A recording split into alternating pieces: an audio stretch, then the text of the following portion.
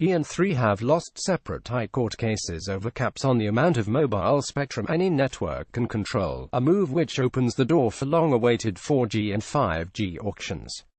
Both companies took issue with Ofcom's plans to cap the amount of mobile spectrum that any operator can own at 37%, a move which BTZ challenged for being too rigid, while 3 was concerned that the allowance was too generous. BTE holds 45% of all usable mobile spectrum, while 3 owns around 12%. The High Court found that Ofcom had engaged in a detailed predictive analysis of how the market would work in the future and consulted economic models which struck a balance between protecting consumers and competition and setting restrictive caps which were not disproportionate to BTE.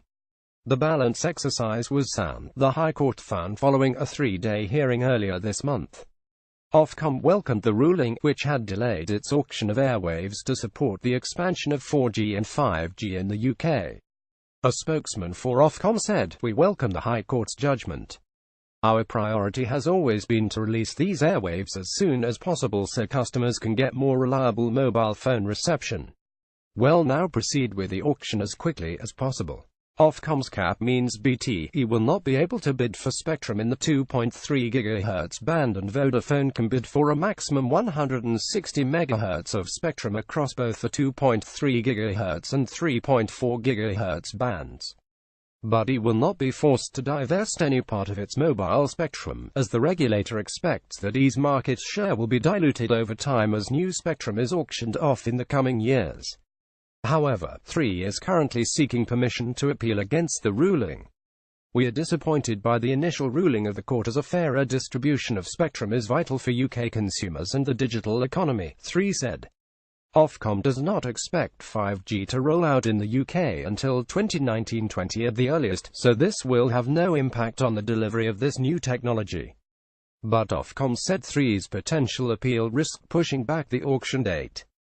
"We believe the High Court judgment is clear and 3's actions may further delay the auction, which is not in the interests of the UK," the Ofcom spokesman said. Rival mobile network operator O2, which holds around 15% of all usable mobile spectrum, said it was imperative that the industry does everything in its power to avoid further delays. Chief Executive Mark Evans said, "I'm calling on Ofcom to move forward and set a date for the auction as soon as possible. This is in the interests of businesses and consumers across the UK.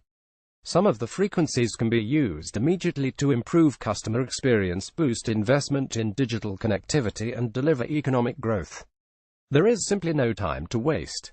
PA more about BTE3 Ofcom British High Court reuse content.